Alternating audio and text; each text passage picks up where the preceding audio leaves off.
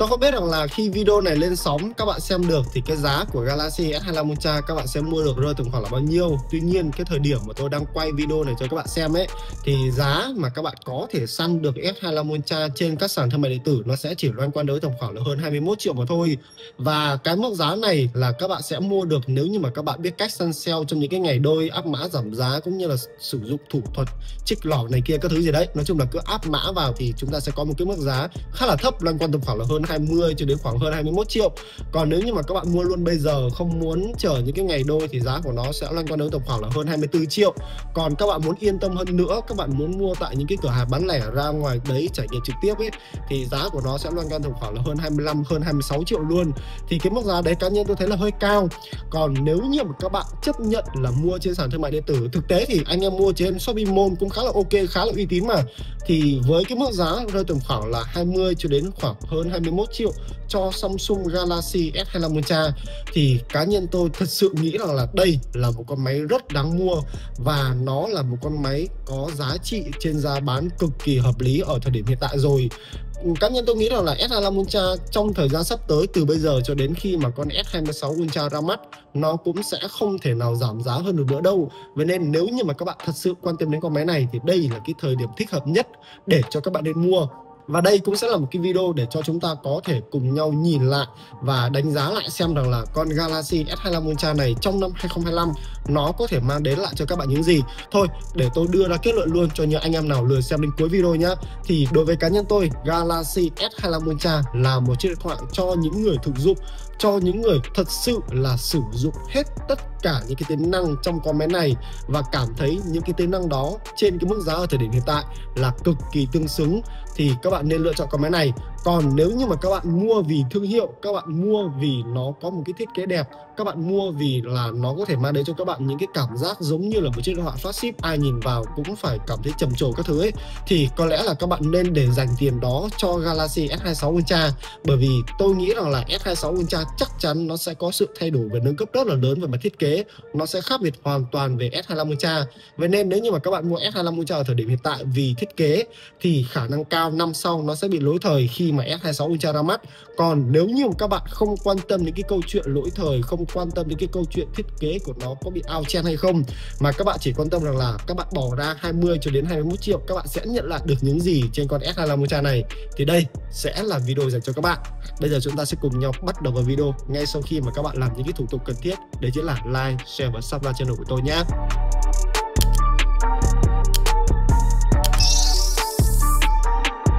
Trên thực tế thì ngay đầu năm 2025 này, khi mà tôi cầm trên tay con Galaxy S25 Ultra thì cá nhân tôi cũng đã làm rất nhiều những cái nội dung, rất nhiều những cái video liên quan đến nó. Từ so sánh với cả S24 Ultra, S23 Ultra, S22 Ultra, tôi làm một cái video quay ở trên Đà Lạt với cả 4 con máy để cho các bạn có thể hình dung là cái thiết kế nó đã thay đổi theo từng năm như thế nào. Cho đến cả một cái video tôi so sánh với cả Xiaomi 15 Ultra, so sánh với cả iPhone 16 Pro Max. Và ở thời điểm hiện tại thì tôi cũng vừa cho ra mắt một cái video so sánh camera của S25 Ultra với cả iPhone 17 Pro Max với cả Xiaomi 15 Ultra luôn. Các bạn hoàn toàn có thể xem video đó ở bên kênh của Cellphone, thì tôi đã làm một cái video đánh giá chi tiết so sánh camera của con máy này rồi. Và thậm chí là tôi cũng đã có một cái video so sánh những cái điểm khác nhau giữa S25 Ultra với cả con S24 Ultra. S24 Ultra cũng là một con máy mà tôi vừa mới làm video cách đây có vài ngày thôi, thì các bạn hoàn toàn có thể xem lại video đó. Và trên thực tế trong cái video tôi nói về con S24 Ultra ấy, tôi cũng đã nói rằng là cái mức giá của con S24 Ultra nó rất là ngon, tuy nhiên nó lại bị một cái rào cản lớn, đấy chính là mức giá của con S25 Ultra này lại ngon không kém. Bởi vì nếu như mà chúng ta đặt lên bàn cân ấy thì giá bán để cho các bạn có thể mua mới S24 Ultra và S25 Ultra ở thời điểm hiện tại nó chỉ lệch nhau đấy tầm khoảng là từ 2 cho đến 3 triệu mà thôi. Và với cái sự chênh lệch khá là bé như thế này thì cá nhân tôi nghĩ rằng là S25 Ultra sẽ là sự lựa chọn ngon hơn khá so với việc là các bạn bỏ tiền ra mua Galaxy S24 Ultra. Tất nhiên là vẫn sẽ có một vài những cái yếu tố ảnh hưởng đến quyết định mua của các bạn. Ví dụ như là có rất nhiều người cảm thấy không thích cái phong cách thiết kế ở trên con S25 Ultra này, và nhiều bạn sẽ thích cái phong cách thiết kế ở trên con S24 Ultra hơn. Tuy nhiên nói gì thì nói thì Galaxy S25 Ultra cũng là chiếc điện thoại ra mắt mới hơn, vậy nên là nó cũng sẽ mang những cái ưu điểm cao cấp hơn so với cả Galaxy S24 Ultra, mà chỉ khi nào mà các bạn cầm trên tay các bạn mới cảm nhận được. Ví dụ như là cái phong cách thiết kế dạng vuông như thế này có thể là nó sẽ mang đến một cái trải nghiệm cầm nắm nó sẽ không tốt cho lắm, bởi vì những cái góc cạnh vuông của nó khi mà các bạn cầm trên tay nó khá là cấn, nó khá là mỏi, nhất là khi chúng ta sử dụng trong thời gian dài. Tuy nhiên chúng ta cũng cần phải công nhận một điều, đấy chính là cái phong cách thiết kế mà nó vuông vức như thế này ấy, thì nó tạo ra một cái cảm giác nhìn nó sang trọng hơn, nhìn nó đẹp hơn và nhìn nó nam tính, nó cứng cáp và nó mạnh mẽ hơn rất là nhiều so với cái kiểu thiết kế bo cong giống như Samsung đã làm ở trên từ đời S22, S23 cho đến S24. Các bạn có thể thấy là qua từng năm cái đường cong đấy nó bắt đầu nó ít cong đi, và đến S25 Ultra thì chúng ta đã có một cái phong cách thiết kế với khung viền được vắt vuông hoàn toàn luôn. Và tôi nói thật là mặc dù là cầm khó chịu nhưng mà cái cảm giác cầm trên tay thì cá nhân tôi cảm thấy là nó tự tin lắm, nhìn nó sang lắm và nhìn nó kiểu như một cái đẳng cấp hoàn toàn khác so với cả những chiếc máy khác vậy. Bên cạnh đó thì ngay về mặt chất liệu nha, thì S25 Ultra cũng sử dụng chất liệu titanium. Chưa dừng lại ở đó nha, về mặt chất liệu thì cái khung viền của S25 Ultra chúng ta cũng đã được làm từ titanium. Vậy nên cái cảm giác khi mà chúng ta biết về cái chất liệu của nó ấy, thì càng khiến cho chiếc máy này nó trở nên sang trọng và càng khiến cho chiếc máy này trở nên đáng tiền hơn so với cả những cái đời trước vốn chỉ sử dụng chất liệu là thép không dỉ mà thôi. Tôi không biết rằng là Galaxy S26 Ultra nó có chuyển sang chất liệu nhôm giống như là iPhone đang làm hay không nhé. Nhưng ở thời điểm hiện tại thì cá nhân tôi vẫn hài lòng với chất liệu titanium ở trên khung viền của con Galaxy S25 Ultra này. Hơn nữa là cái độ nhận diện thương hiệu của nó thì anh em cũng đã biết rồi, nhìn từ mặt sau là chúng ta biết luôn. Và giống như hồi đầu video tôi có nói với các bạn ấy, đó chính là nếu như mà các bạn mua vì cái độ nhận diện thương hiệu liên quan đến thiết kế thì các bạn đừng mua con S25 Ultra này, bởi vì khả năng cao, rất cao luôn, đấy chính là năm sau con Galaxy S26 Ultra nó sẽ thay đổi hoàn toàn cái phong cách thiết kế, đặc biệt là cái phần mặt sau này. Bởi vì như các bạn có thể thấy, hoặc các bạn nào mà chưa thấy thì các bạn có thể xem lại cái video mà tôi đặt cùng lúc 4 con S Ultra gần đây nhất của Samsung, thì nó gần như là đếch có sự thay đổi gì ở phần mặt sau luôn. Chúng ta vẫn có cái sự bố trí camera như thế này, tất cả những cái camera của nó cũng được tách bạch ra như thế này. Và khả năng cao, cá nhân tôi nghĩ rằng là năm sau Galaxy S26 Ultra chúng ta sẽ có một cái phong cách thiết kế cụm camera khác, có thể là nó sẽ gom chung lại hết thành một cái cụm giống như là ở trên Galaxy A56 5G, hoặc cũng có thể là nó sẽ là một cái viền giống như ở trên iPhone, đếch ai mà biết được, đúng không? Nhưng mà tôi nghĩ rằng là thiết kế ở trên S26 Ultra nó sẽ khác biệt hoàn toàn so với cả S25 Ultra. Thì điều này đồng nghĩa với việc là nếu như mà các bạn chỉ mua con S25 Ultra này vì thiết kế, vì độ nhận diện thương hiệu ấy, thì các bạn chỉ nên đặt kỳ vọng đấy chính là người ta sẽ biết được là các bạn đang sử dụng điện thoại đến từ nhà Samsung thôi, chứ người ta sẽ không biết được rằng là các bạn đang sử dụng điện thoại mới nhất đến từ nhà Samsung đâu. Đó sẽ là câu chuyện của con S26 Ultra rồi. Tuy nhiên nếu như mà chúng ta bỏ qua yếu tố đó, chúng ta xét đến những yếu tố khác thì rõ ràng là S25 Ultra có rất nhiều những cái điểm cộng mà các bạn vẫn có thể sử dụng được trong năm nay, thậm chí là trong 2 hoặc là 3 năm tiếp theo một cách cực kỳ vô tư và thoải mái luôn. Ví dụ như là về mặt màn hình thì với S25 Ultra chúng ta cũng đã có nâng cấp màn hình với kích thước là 6,9 inch. Thì rõ ràng như các bạn có thể thấy là cái kích thước màn hình 6,9 inch nó đã trở thành một cái tiêu chuẩn của những cái dòng điện thoại flagship từ năm 2024 cho đến năm 2025, và chắc chắn là nó vẫn sẽ duy trì năm 2026. Thì con Galaxy S25 Ultra nó vẫn hoàn toàn đáp ứng được cái điều đó của các bạn. Hơn nữa về mặt màn hình thì không chỉ Samsung đâu, anh em hoàn toàn có thể xem các hãng khác đấy.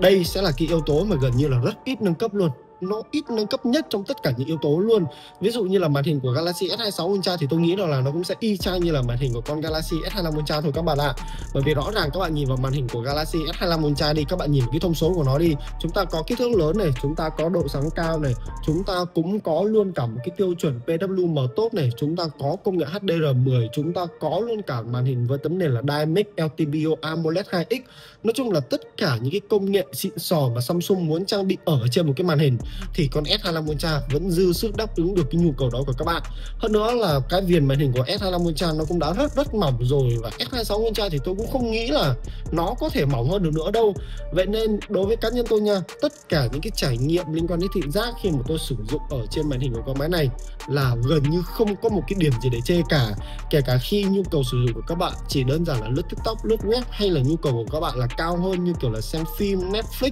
hoặc là xem YouTube ấy, thì con máy này là quá ok, nó quá tuyệt vời với những cái trải nghiệm khi mà tôi sử dụng màn hình ở trên con máy này rồi. Thậm chí là cái màn hình của con S25 Ultra này nó còn đã hơn rất nhiều so với cả con iPhone 17 Pro Max, bởi vì rõ ràng là cái cụm camera phía đằng trước này của nó sẽ nhỏ hơn so với cả Dynamic Island. Vậy nên là cái không gian hiển thị của nó rộng lớn lắm các bạn ạ, nhìn nó thoải mái, nhìn nó sướng mắt lắm. Nên đây cũng là một trong số những lý do vì sao cá nhân tôi rất thích Galaxy S25 Ultra là vì vậy, vì màn hình của nó quá ok các bạn ạ. Và hơn nữa nha, màn hình của con máy này cũng là màn hình phẳng, vậy nên là các bạn thích dán cường lực, thích dán cái quần què gì ở trên màn hình này cũng được, nó sẽ không bị giới hạn như kiểu là cái màn hình cong giống như là S23 Ultra hay là S22 Ultra nữa. Thậm chí là so với cả S24 Ultra thì con S25 Ultra này nó có thể dán màn hình một cách thoải mái hơn rất là nhiều, kích thước lớn hơn, những cái trải nghiệm liên quan đến màn hình nó cũng sướng hơn so với cả S24 Ultra. Vậy thì tội gì các bạn phải mua con S24 Ultra trong khi các bạn chỉ cần cố thêm một tí là đã có thể sở hữu những cái thứ nó mang lại một cái trải nghiệm cao cấp giống như là S25 Ultra. Những yếu tố khác, ví dụ như là về mặt hiệu năng này, pin này hay là tốc độ sạc thì đó sẽ là những yếu tố mà cá nhân tôi không muốn nói quá nhiều ở trên con S25 Ultra nữa, bởi vì về mặt cơ bản nó đều là những cái yếu tố tốt nhất mà Samsung có thể làm được cho các bạn trong thời điểm hiện tại rồi. Tất nhiên là so với cả những cái con máy khác cũng được trang bị con chip Snapdragon 8 Elite này thì con chip trang bị bên trong S25 Ultra nó sẽ bị bóp hiệu năng đi, nhưng kể cả là nó đã bị bóp hiệu năng đi nha thì đây vẫn là một con chip rất là khỏe và các bạn hoàn toàn có thể yên tâm chơi game trong thời gian dài mà không lo gặp phải những hiện tượng giật lag. Các bạn chỉ gặp phải hiện tượng quá nhiệt và giảm sáng màn hình mà thôi, thì cái vấn đề này các bạn có thể khắc phục được bằng cách là mua thêm một cái tản nhiệt, mua thêm một cái sò lạnh hoặc là chơi ở trong phòng điều hòa là ok. Còn nếu như mà các bạn chỉ đơn giản là một người sử dụng bình thường, các bạn quay video, các bạn chơi game nhẹ nhàng, các bạn kiểu lướt mạng xã hội này kia thì rõ ràng là hiệu năng của con S25 Ultra là quá dư thừa để cho các bạn có thể yên tâm sử dụng trong thời gian dài. Bên cạnh đó thì S25 Ultra vẫn giữ những cái điểm cộng mà Samsung làm rất tốt từ trước đến giờ, ví dụ như là nguyên một bộ Galaxy AI là gần như không thiếu bất kỳ một tính năng nào các bạn có thể sử dụng được ở trên Galaxy S25 Ultra. Thậm chí là kể cả khi Samsung có ra mắt S26 hay là S27 với những cái tính năng AI mới thì các bạn cũng sẽ được update đầy đủ ở trên con S25 Ultra này mà thôi. Anh em cứ nhìn sang những cái dòng cũ hơn của Samsung là biết, ví dụ như là S24 Ultra đấy, các bạn nhìn đi, những cái tính năng AI của hai dòng máy S24 với cả S25 Ultra nó đâu có thiếu nhau quá nhiều đâu. Và về mặt cơ bản những cái tính năng AI mà chúng ta cần thiết ở trên điện thoại, ví dụ như là dịch thuật này, ví dụ như là điều chỉnh ở bên trong ảnh này, xóa vật thể này, hay là Google Gemini thì rõ ràng là đó đều là những cái tính năng mà Samsung đã ưu ái và luôn luôn hỗ trợ update cho chúng ta. Vậy nên là anh em không cần phải lo nghĩ về cái câu chuyện rằng là nếu như mua S25 Ultra thì trong tương lai 2 cho đến 3 năm nữa liệu có được update hay không, thì anh em cũng thoải mái yên tâm, Samsung vẫn update đầy đủ cho các bạn. Bên cạnh đó về cái quãng thời gian thì Samsung họ cũng cam kết là sẽ update 7 năm 7 phiên bản Android lớn cho Galaxy S25 Ultra. Do đó nếu như mà các bạn cảm thấy rằng là những gì mà con S25 Ultra nó mang đến cho các bạn là phù hợp với nhu cầu sử dụng của các bạn ấy, thì các bạn hoàn toàn vẫn yên tâm có thể sử dụng được trong thời gian dài, thậm chí là lâu hơn con số 3-4 năm mà tôi vừa mới nói lúc nãy cũng ok luôn.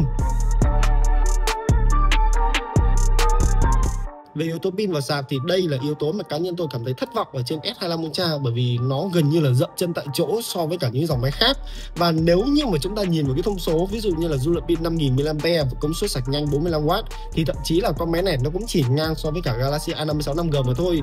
Tuy nhiên đó là cái vấn đề ở cá nhân tôi khi mà tôi đã sử dụng rất là nhiều những cái con máy khác đến từ Trung Quốc vốn có một cái dung lượng pin cao hơn, vốn có một cái tốc độ sạc nhanh hơn mà thôi. Chứ còn nếu như mà đối với những anh em mà sử dụng những cái dòng trước của Samsung, ví dụ như là S24 Ultra, các bạn đã trải nghiệm cái dung lượng pin đấy, các bạn đã trải nghiệm cái tốc độ sạc đấy và các bạn cảm thấy hài lòng với tất cả những cái điều đó thì các bạn cũng sẽ cảm thấy hài lòng với cả con S25 Ultra này mà thôi. Rõ ràng đây sẽ là những cái điểm mà Samsung sẽ nâng cấp ở những cái phiên bản thế hệ sau, nhưng nói đi thì cũng cần phải nói lại, Galaxy S25 Ultra mức giá ở thời điểm hiện tại là quá tốt rồi. Nếu như mà các bạn chờ đến năm sau chờ Galaxy S26 Ultra thì chắc chắn là cái mức giá để cho các bạn mua S26 Ultra nó sẽ đối tầm khoảng là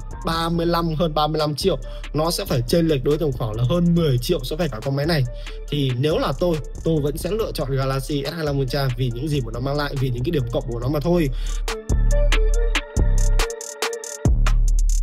Và một trong số những cái điểm cộng mà chúng ta không thể nào không nhắc đến đấy chính là camera. Trên thực tế thì ở thời điểm hiện tại những cái thông số camera trên Galaxy S25 Ultra là quá tốt. Nó gần như là đáp ứng được khoảng đến 90 cho đến 95% nhu cầu sử dụng phổ thông về chụp ảnh này cũng như là quay phim của tất cả mọi người luôn. Các bạn nhìn vào thông số của nó đi, chúng ta sẽ có camera 1x với độ phân giải là 200 megapixel, chúng ta có camera tele độ phân giải là 50 megapixel, chúng ta có camera góc siêu rộng cũng độ phân giải 50 megapixel, chúng ta ta sẽ chỉ có duy nhất một camera tele 3x là độ phân giải thấp nhất là 12 megapixel, thì đây sẽ là cái mà tôi nghĩ rằng là S26 Ultra nó sẽ nâng cấp. Chứ còn nếu như mà các bạn chụp bằng camera 1x, các bạn chụp bằng camera 2x, hoặc là các bạn muốn zoom xa hơn, ví dụ như là 10x, 20x, 30x, thậm chí là 50x, ví dụ như là các bạn có nhu cầu mang con máy này để đi đu concert, đi quay video ca nhạc, đi anh trai vượt ngàn chông gai, anh trai C2 gì đấy,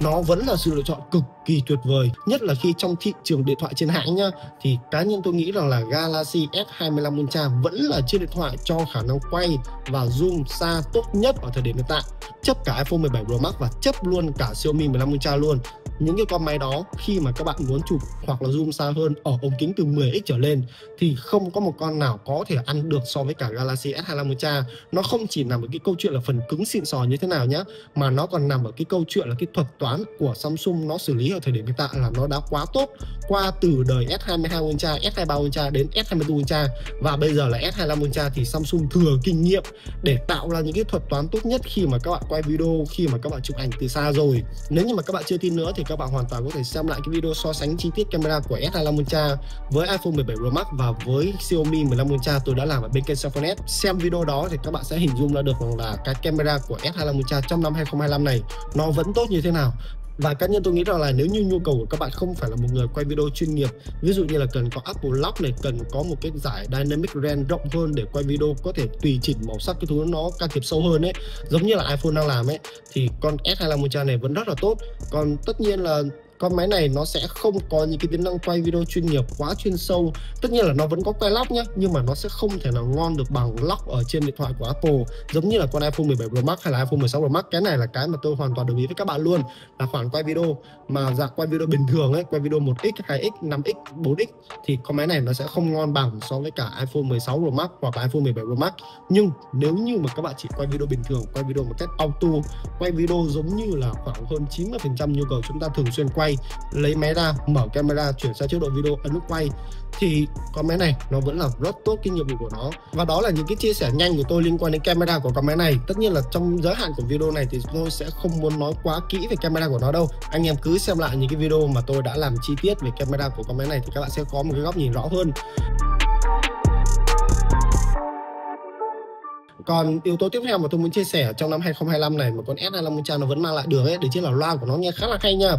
Tất nhiên là nếu như mà chúng ta đặt lên bàn cân so với cả iPhone ấy thì loa của máy này nó sẽ không hay bằng iPhone đâu. Nhưng nếu như mà chúng ta xét ở trên thị trường điện thoại Android nói chung ấy thì cá nhân tôi nghĩ rằng là loa của Galaxy S25 Ultra cũng gần như là không ngán bất kỳ một cái mẫu điện thoại Android nào khác trong cùng phân khúc mức giá của nó, nếu như không muốn nói là có phần nhỉnh hơn luôn. Bởi vì con máy này nó có một cái thiết kế vuông và cái kích thước của nó cũng có phần nào đấy có đủ không gian để cho loa của nó có thể thoát khí ra được. Vậy nên là những cái giải âm bass này các bạn có thể nghe nó rõ hơn, nghe nó lực hơn, nghe nó hay hơn. Do đó là những cái trải nghiệm mỗi khi mà chúng ta xem phim hoặc khi mà các bạn nghe nhạc, đặc biệt là những cái thể loại nhạc mà nó thiên về bass nhiều như kiểu là rap, hip hop hoặc là những cái thể loại nhạc EDM, bass bùng đập các thứ xì xình ấy, thì con máy này cho một cái trải nghiệm âm thanh nghe khá là tốt.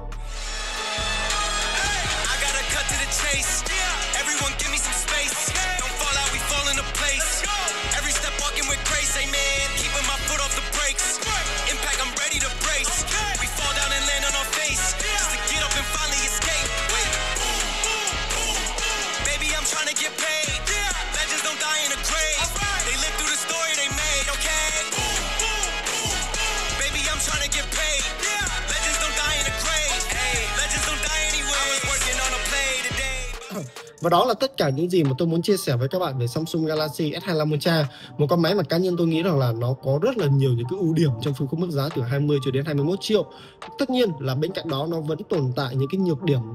thì làm gì có một cái điện thoại nào hoàn hảo đâu các bạn ạ. Nhưng mà nếu như mà chúng ta liệt kê ra một cái danh sách thì rõ ràng là những cái ưu điểm ở trên Galaxy S25 Ultra, đặc biệt là cái mức giá của nó ở thời điểm hiện tại là quá ngon, thì rõ ràng là những cái ưu điểm của con máy này có thể mang lại cho các bạn nó nhiều hơn, nó vượt trội hơn và nó gần như lấn át được hết tất cả những cái nhược điểm mà chúng ta có thể kể đến ở trên Galaxy S25 Ultra. Vậy nên đối với cá nhân tôi thì đây vẫn là sự lựa chọn cực kỳ ngon, cực kỳ hợp lý mà các bạn nên quan tâm ở trong phân khúc mức giá này. Đó là những cái chia sẻ, những ý kiến cá nhân của tôi liên quan đến Galaxy S25 Ultra trong phân khúc mức giá từ 20 cho đến 21 triệu. Thì các bạn cảm thấy như thế nào? Các bạn cảm thấy rằng là mức giá đó liệu nó có phù hợp với cả S25 Ultra trong năm nay hay không? Hay là các bạn sẽ có những sự lựa chọn nào khác thì các bạn đừng quên để lại ý kiến của các bạn ngay dưới phần bình luận của video này. Tạm biệt mọi người và hẹn gặp lại mọi người những video lần sau.